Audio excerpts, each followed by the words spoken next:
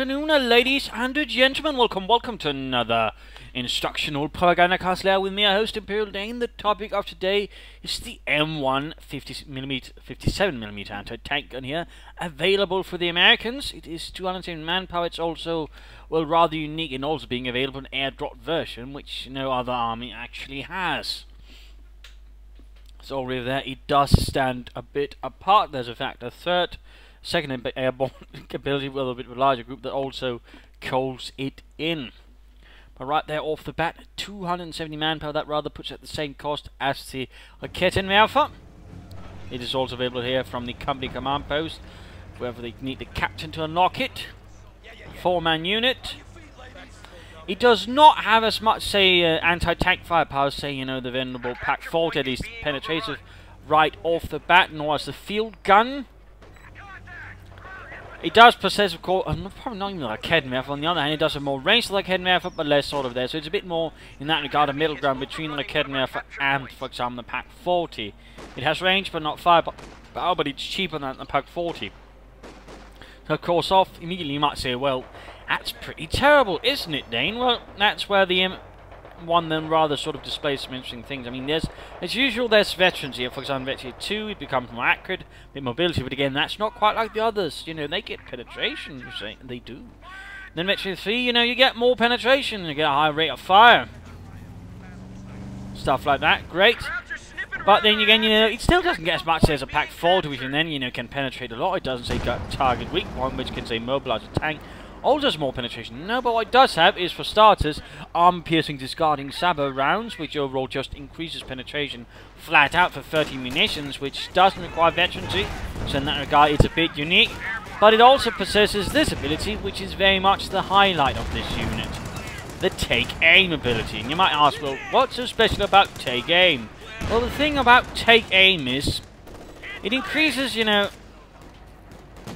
the weapon's range, which is pretty damn good.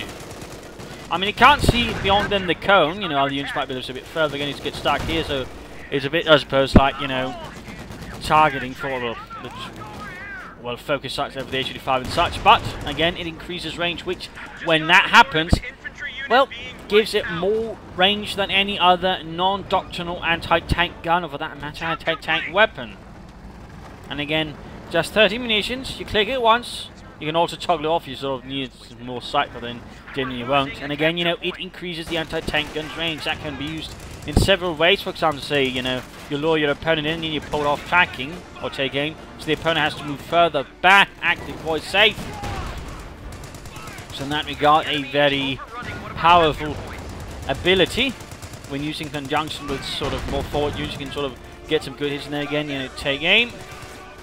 We've utilised here in time. You can see and there we go. All of a sudden, it could shoot only just beyond the church. Now it can reach notably further.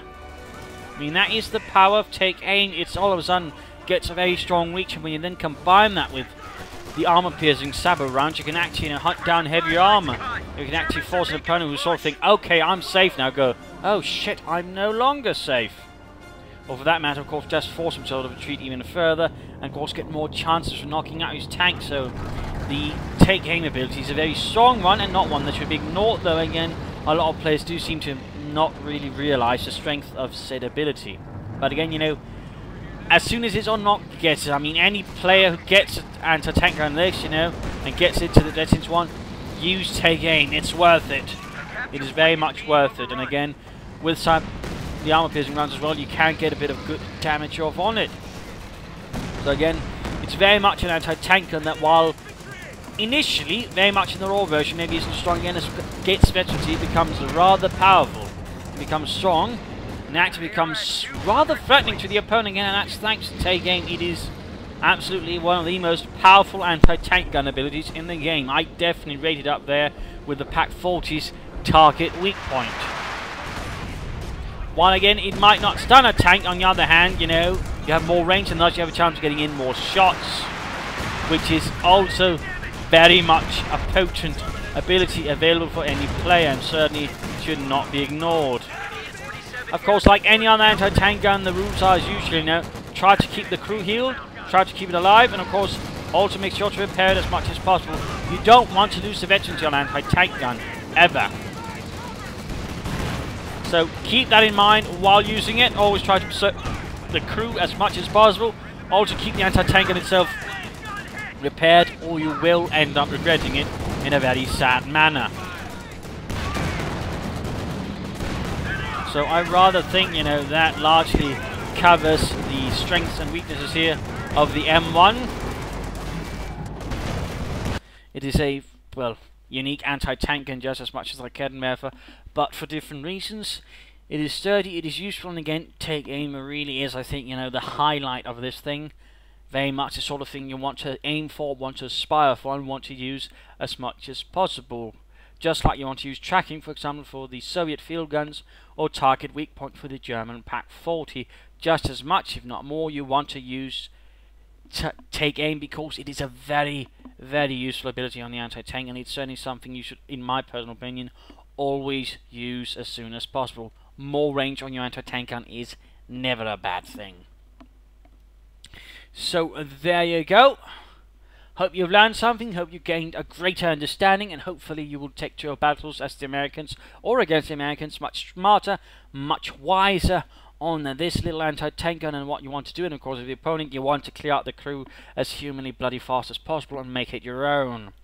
But this is Imperial Dane saying thanks for watching, hope you enjoyed, and see you all another time.